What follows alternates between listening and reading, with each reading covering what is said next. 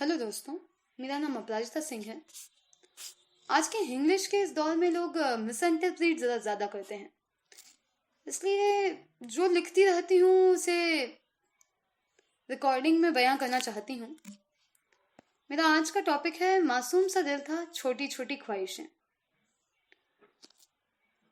बस चलते चलते आज अतीत के कुछ पन्ने उड़ते देखे, पता चला कितनी मासूम और छोटी छोटी ख्वाहिशें थी हमारी। एक समय था जब हम सिर्फ इस बात से खुश हो जाते थे कि आज पापा की जगह मम्मी स्कूल से लेने आई हैं। रास्ते से एक पार्ले की टॉफी दिला दी और राजगिरे का लड्डू दिला दिया, तो उस दिन तो हमारी पार्टी ही हो जाया करती थी। हर त्योहार पर हमारे नए कपड़े, हमारी पसंद की मिठाई और अगर कुछ नया स्पेशल खरीदना हो तो अर्जी लगाई जाती थी, वो भी 1 महीने पहले से।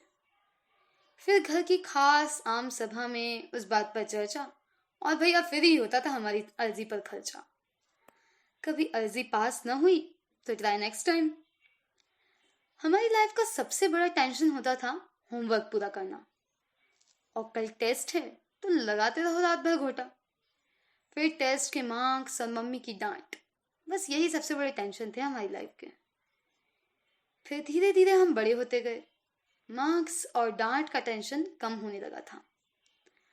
अब हम पार्ले की किस्मी बार या शक्तिमान जैसी टॉफियों से खुश नहीं होते थे, हमें कैडबरी और डेरी मिल्क अच्छी लगने लगी थी। पार्टी में अब समोसा कचौड़ी भी शामिल होने लगे थे। हर त्योहार पर केवल हमें नए कपड़े ही नहीं, मैचिंग एक्सेसरीज भी चाहिए होती थी। अब जब भी हमें कुछ स्पेशल चाहिए होता था तो हम टेंडर निकाल देते थे। अर्जी का फैशन जरा पुराना होने लगा था।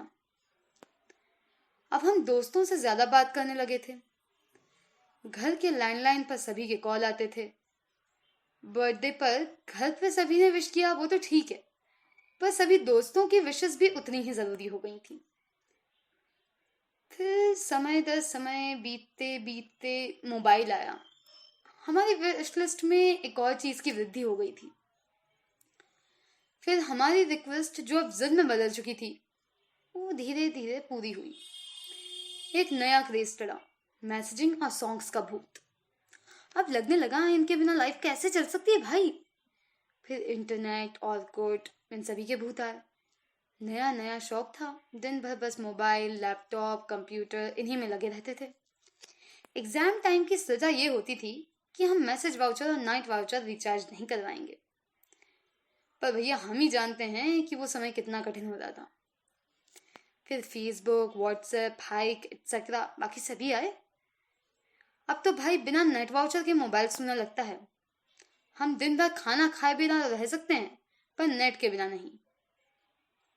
इसी समय वो दौर आया जबकि हमारी बेसिक नेसेसिटीज ऑफ लाइफ जो हमने पढ़ी थी, रोटी, कपड़ा और मकान के साथ, अब उसमें इंटरनेट भी जुड़ने लगा था। बचपन की पार्टी अब एक बड़ी सी होटल की पार्टी में तब्दील होने लगी थी। अब हमारी राय ली जाने लगी थी घर की खास और आम सभा में। रिस्पॉन्सिबिलिटीज हमारी भी बढ़ गई थी, परिवार के सदस्यों की भी। हम थोड़े बड़े हो गए थे, और गजब यह है कि हमें भी विश्वास हो चला है कि अब हम थोड़े बड़े हो गए हैं। पर हमारा क्रेज थोड़ा ज्यादा बड़ा हो गया है। अब केवल घर के लोगों और दोस्तों तक हमारी जिंदगी सीमित नहीं है, हम एक हमसफर भी खोजने लगे हैं। बर्थडे पर उसका सरप्राइज और कॉल अनिवार्य होने लगा है। वो मासूम की बचपन की ख्वाहिशों का दायरा ज्यादा बड़ा हो गया है। जहाँ एक तो अपन पेरेंट्स से बिना पूछे नुक्कड़ की दुकान से टॉफी लेने तक नहीं जाते थे, आज उन्हीं को पता है बगैर ना जाने किस किस से मिलते हैं और ना जाने किस किस के लिए सरप्राइज प्लान करते रहते हैं। जिस उंगली को पकड़कर हम चलना सीखे थे, वो हाथ आज हम छोड़ना चाहते हैं, जिसमें हर वक्त हमें लगता है कि मम्मी को पता ना चल जाए, और जो पापा को पता चल गया तो क्या होगा। खैर पता नहीं कल क्या होगा, हमारी सोच में क्या परिवर्तन होगा, कल कौन साथ रहे या ना रहे, पर जिन्होंने अपने चलना सिखाया है वो जरूर साथ रहेंगे। इससे तो लगता है कि बचपन की ख्वाहिशें अच्छी थीं। मम्मी की दी हुई वो एक डेयरी मिल्क की खुशी, पापा की स्कूटर पर घूमने की खुशी, किसी पसंदीदा व्यक्ति की कैडबरी सिल्क से तो ज्यादा ही बेहतर हुआ करती थी। तभी तो हर व्यक्ति हमेशा बचपन में लौटना चाहता है और बचपन की उन मासूम ख्वाहिशों से घिरा रहना चाहता है। सुनने के लिए धन्यवाद।